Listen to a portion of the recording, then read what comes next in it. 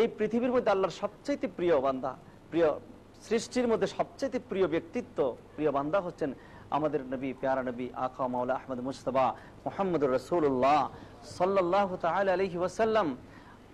এই পৃথিবীর মধ্যে সবচাইতে বড় নিয়ামতের জায়গা, বরকতপূর্ণ জায়গা হচ্ছে প্যারা নবীজির রওজা মুবারক। সেই রওজা মুবারক জিয়ারতের ব্যাপারে স্বয়ং রাসূলুল্লাহ সাল্লাল্লাহু আলাইহি ওয়াসাল্লাম ইরশাদ করেছেন, মান যারা কবরি ওয়াজাবাত লাহু শাফাআতি, যে ব্যক্তি আমার রওজা পাক জিয়ারত করলো, কিয়ামতের ময়দানে তার জন্য সুপারিশ করা আমি রাসূলের উপর ওয়াজিব হয়ে গেল।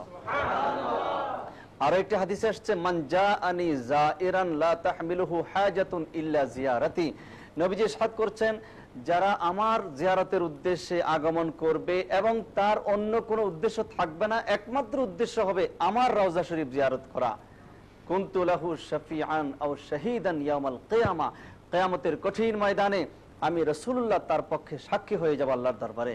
অন্য রাওয়ায়াতে আসছে, আমি রাসূলুল্লাহ তার জন্য সুপারিশকারী হয়ে যাব। তো জিয়ারতের ফজিলত আছে কি নাই? অবশ্যই আছে। এবং দেখুন এরপরে নবীজির যারা ওয়ারিস সাহাবায়ে কেরাম, তাবেঈন, তাবে তাবেঈন, আউলিয়ায়ে কেরাম, ইমাম বিশ্ববিখ্যাত ইমামে শাফি রহমতুল্লাহ আলাইহির জীবনীটা যদি আমরা একটু দেখি, যে তিনি সুদূর ফিলিস্তিন থেকে কুফা আসতেন ইমাম আবু হানিফা রহমতুল্লাহ আলাইহির মাজার শরীফ জিয়ারত করার জন্য।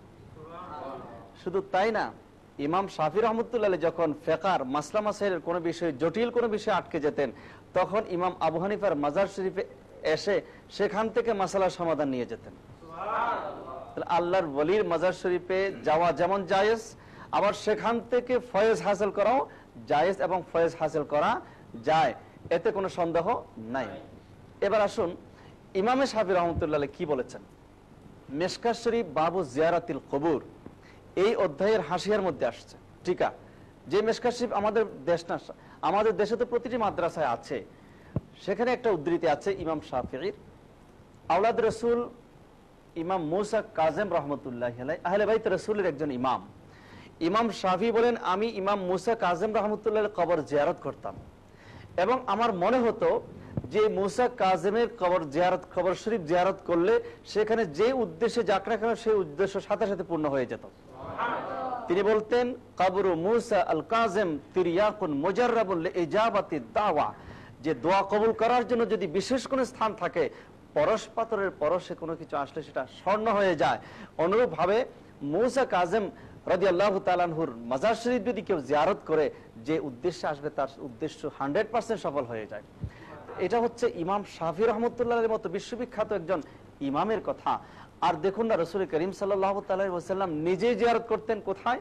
উহুদের ময়দানে। প্রতি বছর নির্দিষ্ট তারিখে, নির্দিষ্ট দিনে নবীজি সাহাবায়ে কেরামদেরকে নিয়ে শুহাদায়ে উহুদের মাজার শরীফ জিয়ারত করতেন। এমনি ভাবে অসংখ্য বর্ণনা আছে যেখানে বলা হচ্ছে জিয়ারত, নবীজি ইরশাদ করেছেন, আলা কুনতু নাহাইতুকুম আন জিয়ারাতিল কুবুর, এমন একটা সময় ছিল আমি তোমাদেরকে জিয়ারত করতে নিষেধ করতাম, কিন্তু এখন আমি তোমাদের জন্য উন্মুক্ত করে দিলাম, অনুমতি দিয়ে দিলাম, আলা ফাজুরুহা, তোমরা এখন থেকে জিয়ারত করো, ফাইন্নাহা তুযাক্কিরুল মাউতা, কারণ কবর জিয়ারত করলে সেটা মৃত্যুকে স্মরণ করিয়ে দেয়। এবং এরপরে সাহাবায়ে কেরাম যখন নবীজির কাছে জানতে চাইলেন, ইয়া রাসূলুল্লাহ, আমাদের বাবা মা তো দুনিয়াতে বেঁচে নাই, দুনিয়াতে যতদিন ছিলেন আমরা তাদের খেদমত করেছিলাম, সেবা করেছিলাম, যত্ন নিয়েছিলাম, সওয়াব অর্জনের একটা সুযোগ ছিল, এখন তো তারা দুনিয়া থেকে বিদায় নিয়েছে, আমরা এখন কি করতে পারি? আমাদের মা বাবার খেদমত কিভাবে করতে পারি? তাদের হক কিভাবে আদায় করতে পারি? হুজুর তাদেরকে জবাবে বলেছিলেন যে এই মুহূর্তে তোমাদের কাজ হলো আল ইস্তিগফার লাহুমা, তোমাদের হক এইভাবে আদায় করো যে তোমরা আল্লাহর কাছে তোমাদের মা এবং বাবার জন্য ক্ষমা প্রার্থনা করো, অর্থাৎ তাদের জন্য গুনাহ মাফ চাও। তো গুনাহ মাফ চাইবেন, তার মধ্যে সবচেয়ে উন্নত পদ্ধতি হচ্ছে তাদের কবর শরীফ জিয়ারত করে, তাদের কবর জিয়ারত করে সেখানে গিয়ে আল্লাহর কাছে আপনি দোয়া করবেন, রব্বির হামহুমা কামা রব্বায়ানি সগীরা। তো এমনি ভাবে অসংখ্য দলিল আদিল্লা আছে যেখানে কবর জিয়ারতের ফজিলত আছে, মাজার শরীফ জিয়ারতের ফজিলত আছে। আল্লাহর ওলিরা হচ্ছেন আল্লাহর প্রিয় বান্দা, তো আল্লাহর বন্ধু। তো আমরা আল্লাহর কাছে কিছু চাইতে গেলে প্রিয় বান্দার কাছে গিয়ে যদি আমরা চাই, তাহলে আল্লাহ পাক রব্বুল আলামিন আশা করি ওই বান্দার খাতিরে আমাদের দোয়া কবুল করবেন, আমাদের গুনাহসমূহ মাফ করে দেবেন।